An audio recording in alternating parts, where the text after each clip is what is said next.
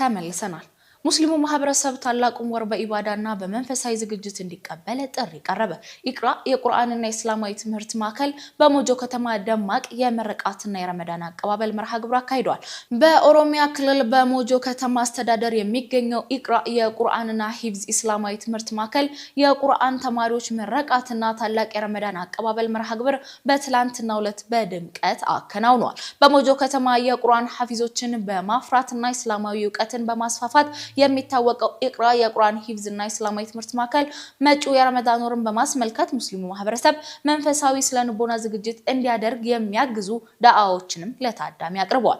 መጪውን የረመዳን ወር በዕውቀትና በኢባዳ ለማሳለፍ ራስን ማዘጋጀት እንደሚገባ አጽንኦት ሰጥተው ዳዋ ያደረጉት በእለቱ በልዩ እንግድነት የተገኙት ታዋቂ ኡስታዝ አቡ ሀይደር ናቸው። ኡስታዝ አቡ ሀይደር በመርሃ ግብሩ ላይ ረመዳን እንዴት እንቀበለው በሚል ርዕስ ሰፋ ያለ ዳዋም አድርገዋል። በተለያዩ ተውበትና ኢስቲግፋር በማድረግ ወደ አላህ መመለስ ረመዳንን ለመቀበል ቅድመ ዝግጅት መሆኑን ኡስታዝም አያይዘው ገልጸዋል።